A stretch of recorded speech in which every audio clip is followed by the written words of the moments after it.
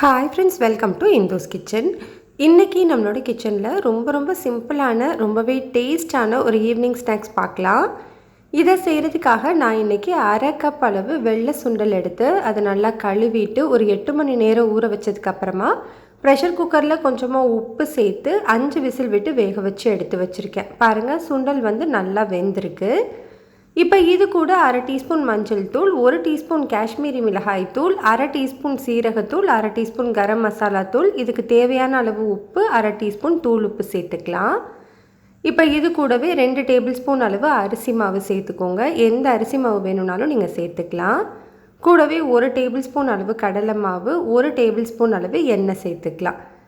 இப்போ இது கூட அரை டீஸ்பூன் காஞ்ச வெந்தயக்கீரை, கசூரி மேத்தி சேர்த்துக்கிறேன். இது இருந்தால் சேர்த்துக்கோங்க, இல்லைன்னா ஸ்கிப் பண்ணிக்கலாம். இப்போது இதில் தண்ணி எதுவுமே சேர்க்காமல் ஃபஸ்ட்டு நம்ம சேர்த்துருக்கிற பொருள் எல்லாத்தையுமே ஒன்றா சேர்த்து மிக்ஸ் பண்ணி விட்டுக்கலாம். இப்போ பாருங்கள், நான் நல்லா மிக்ஸ் பண்ணிட்டேன். இந்த டைமில் கொஞ்சமாக தண்ணி தெளித்து நம்ம சேர்த்துருக்க மசாலா எல்லாமே அந்த சுண்டலில் படுற அளவுக்கு மட்டும் மிக்ஸ் பண்ணிக்கோங்க. ரொம்ப தண்ணி ஆகிடக்கூடாது. பாருங்கள், மாவு இந்த மாதிரி இருக்கணும். அந்த மசாலா எல்லாமே அந்த சுண்டலில் ஒட்டி இருந்தால் போதும்.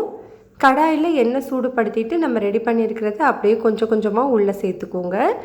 ஸ்டவ்வை லோ ஹீட்டில் வச்சுருங்க. ஃபஸ்ட்டு போட்ட உடனே திருப்பி விட்டுறக்கூடாது. ஒரு 2-3 நிமிஷம் வெந்ததுக்கப்புறமா ஸ்டவ்வை மீடியம் ஹீட்டில் வச்சுட்டு அதுக்கப்புறமா திருப்பி விட்டு நல்லா வேக விடுங்க. நல்லா பொரிஞ்சு நல்லா கிறிஸ்பியாக வந்ததுக்கப்புறமா அது எல்லாமே தனித்தனியாக நம்மளுக்கு கரெக்டாக வந்துடும். பாருங்கள், இந்த மாதிரி இருந்தால் கரெக்டாக இருக்கும். இப்போ நம்ம இதை எடுத்துடலாம். இதே மாதிரி நம்ம எல்லாத்தையுமே பொரித்து எடுத்துடணும். லாஸ்ட்டாக எல்லாமே பொரிச்சதுக்கப்புறமா 3 பல் பூண்டை தட்டி வச்சுருக்கேன். கூடவே ஒரு பச்சை மிளகாயை லைட்டாக கீறி வச்சுருக்கேன். இது ரெண்டையுமே பொரிச்சிட்டு நம்ம ரெடி பண்ணியிருக்கிற அந்த சுண்டல் மசாலாவில் சேர்த்துக்கலாம். இது ஒரு நல்ல ஒரு ஃப்ளேவர் கொடுக்கும். இது அப்படியும் நீங்கள் டீ டைம் ஸ்நாக்ஸாக சாப்பிடலாம். செம டேஸ்ட்டாகவே இருக்கும். நம்ம இதை வச்சு இன்னொரு சாட் ரெடி பண்ணிக்க போகிறோம். பாருங்கள், பார்க்கும்போதே தெரியல, நம்மளோட மசாலா வேர்க்கடலாம் இருக்கும்ல, அந்த மாதிரி நல்லா கிறிஸ்பியாக டேஸ்ட்டாக இருக்கும்.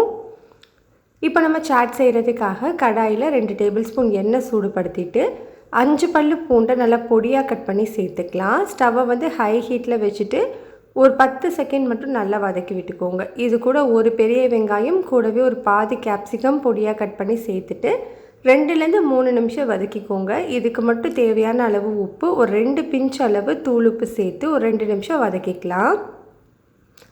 இப்போ இது கூட 1 டீஸ்பூன் அளவு சில்லி சாஸ், 2 டேபிள் ஸ்பூன் அளவு டொமேட்டோ சாஸ் சேர்த்துட்டு ஹை ஹீட்டில் வச்சு ஒரு 10 செகண்ட் மட்டும் நல்லா மிக்ஸ் பண்ணிக்கலாம். இப்போ நம்ம பொரித்து வச்சுருக்கிற சுண்டல் எல்லாமே சேர்த்துக்கலாம். சேர்த்துட்டு ஹை ஹீட்டில் வச்சு நல்லா மிக்ஸ் பண்ணி விட்டுக்கோங்க.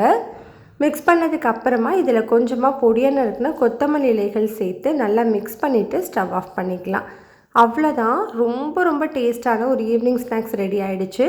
ஒரு ஸ்வீட்னஸோட அவுட்டரில் நல்லா கிறிஸ்பியோட செம்ம டேஸ்ட்டாக இருக்கும். ட்ரை பண்ணி பாருங்கள். பிடிச்சிருந்தால் லைக், ஷேர், சப்ஸ்கிரைப் பண்ணிக்கோங்க.